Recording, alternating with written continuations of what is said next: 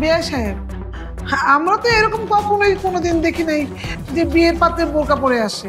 মেয়ে বোরকা পরা, সারা শরীরে বোরকা দিয়ে ঢাকা, মুখটা পর্যন্ত খোলা নেই, তাহলে আমাদের মেয়ে দেখতে এসে লাভটা কি? আসলে বিয়ে সাহেব, আমার মেয়েটা অনেক পরহেজগার এবং পর্দাশীল। বেগানা পুরুষের সামনে আমার মেয়ে মুখ দেখাতে একদম রাজি না। তবে ছেলের মা আমার মেয়েটাকে ভিতরে রুমে নিয়ে মুখটা দেখতে পারবে। তাহলে ছেলের মা ছাড়া আমাদের আসার কি দরকার ছিল? আমাদের আগেই বলতে পারত। বিয়ে সাহেব, আগে মেয়েকে নিয়ে আসুন, দেখি মেয়েকে, তারপরে কথাবার্তা বলি। যাই হোক, আপনারা এসেছেন, আমি অনেক খুশি।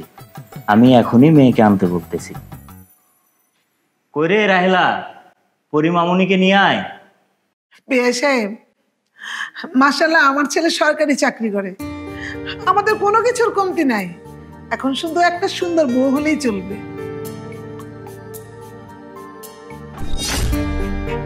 আসসালামু আলাইকুম। ওয়ালাইকুম আসসালাম। মা বসো। বিয়ে সাহেব, আমাদের সাথে কি মশকরা করতেছেন? মেয়ে বোরকা পরা, সারা শরীরে বোরকা দিয়ে ঢাকা, মুখটা পর্যন্ত খোলা নেই, তাহলে আমাদের মেয়ে দেখতে এসে লাভটা কি? বিয়ে সাহেব, আমরা তো এরকম কখনোই কোনোদিন দেখি নাই যে বিয়ের পাত্রে বোরকা পরে আসে। আসলে বিয়ে সাহেব, আমার মেয়েটা অনেক পরহেজগার এবং পর্দাশীল।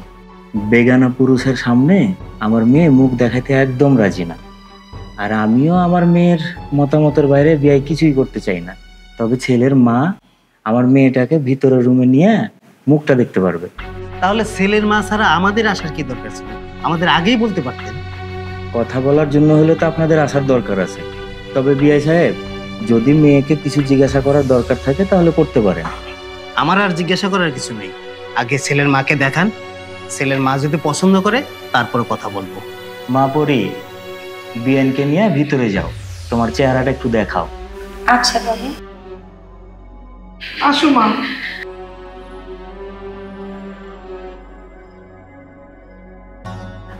মা, এবার তোমার মুখে হিজাবটা একটু খোলো, তোমার মুখটা একটু দেখি।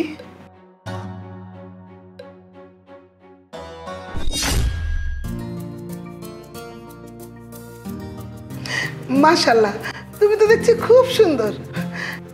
আমি একটা জিনিস দেখে কিন্তু খুবই অবাক হলাম, তুমি জেনারেল লাইনে পড়াশোনা করেও এত পর্দাশীল। তুমি ইচ্ছে করলে তোমার এই চেহারাটাকে সঠিক ব্যবহার করে মিস বাংলাদেশ সুন্দরী প্রতিযোগিতায় অংশগ্রহণ করে চ্যাম্পিয়ন হতে পারতে। আল্লাহ তাআলা মেয়েদের সৌন্দর্য দিয়েছেন বাহিরের মানুষকে দেখানোর জন্য নয়, শুধুই স্বামীকে দেখানোর জন্য। দুনিয়ার কোনো প্রতিযোগিতায় অংশগ্রহণ করে জয় হওয়ার ইচ্ছে আমার নেই।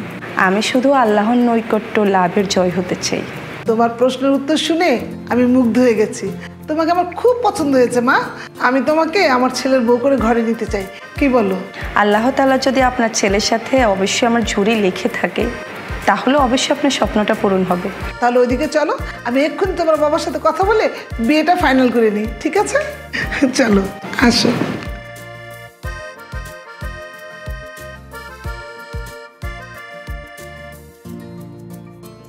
তো মেয়েকে তো দেখলা, পছন্দ হইলো?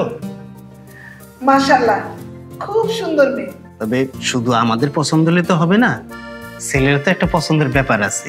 আব্বাজান, মা যেহেতু দেখে অনেক পছন্দ করেছে, এখানে আমার কথা বলার কিছু নেই, আপনারা কথাবার্তা আগাতে পারেন। আলহামদুলিল্লাহ, মেয়ে যেহেতু আমাদের পছন্দ হয়েছে, তাহলে তো কোনো ঝামেলা নাই, বিয়ের ব্যাপার নিয়ে আমরা ফাইনাল আলোচনা করতে পারি। বিয়ে সাহেব, আমাদের কোনো সমস্যা নেই, কিন্তু বলছিলাম কি, মেয়ে আর ছেলের তো কোনো ব্যক্তিগত মতামত থাকতে পারে। তাদের যদি কোনো কথা থাকে তারা বলে নিতে পারে। ঠিকই বলেছেন বিয়ে সাহেব, বিয়ের আগে ওদের একে অপরের সাথে কথা বলে নেওয়া উচিত। তাহলে বাবা যাও, তুমি তোমাদের কিছু কথা বলার থাকলে বলে নাও।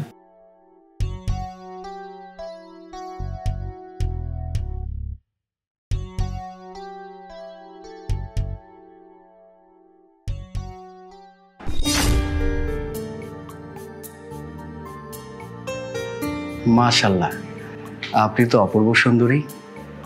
আপনাকে দেখে আমি মুগ্ধ হয়ে গেছি। আমার তো বিশ্বাসই হচ্ছে না আমি মানুষ নাকি পরীর সামনে বসে আছি। যাই হোক, আপনাকে আমার কিছু জিজ্ঞাসা করার ছিল, দয়া করে আপনি সত্যিটাই বলবেন। জি বলুন। আপনি কি নিয়মিত 5 ওয়াক্ত নামাজ পড়েন? আলহামদুলিল্লাহ, আমি নিয়মিত 5 ওয়াক্ত নামাজ আদায় করি। তাহলে আপনার মুখে সুন্নতে দাড়ি নেই কেন? মানে যাই হোক, আমি কোনো অজুহাত শুনতে চাচ্ছি না। আল্লাহ হুকুম করলে আমরা যদি বিবাহ বন্ধনে আবদ্ধ হই, তাহলে কিন্তু আপনাকে সুন্নতে দাড়ি রাখতে হবে। আচ্ছা ঠিক আছে, আমি চেষ্টা করে দেখব। চেষ্টা নয়, এটা হচ্ছে আমার প্রথম শর্ত। আচ্ছা ঠিক আছে, আমি মেনে নিলাম। আমাকে বিয়ে করতে হলে আমার আরও কিছু শর্ত আছে। অবশ্যই আপনি আপনার বাবা মার সাথে আলাপ আলোচনা করে আমাকে জানাবেন।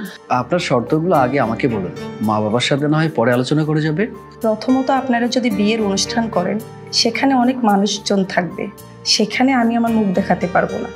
তাছাড়া বিয়ের পরে আপনাদের বাড়িতে অনেক মানুষজন আসবে, সেখানেও কিন্তু আমি মহিলা ছাড়া কাউকে আমার এই মুখ দেখাতে পারবো না।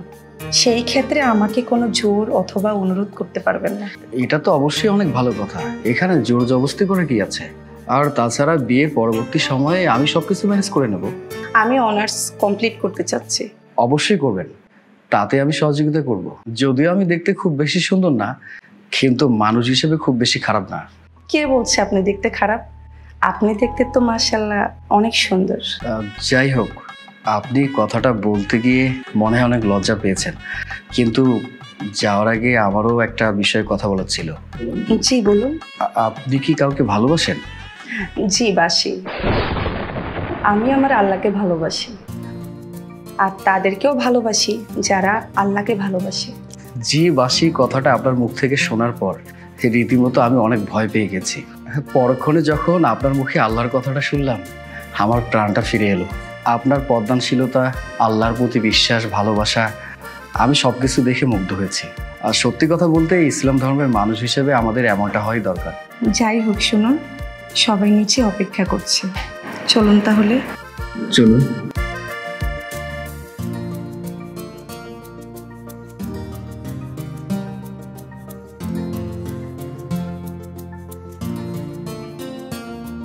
কি রে বাবা, মেয়ে পছন্দ হয়েছে?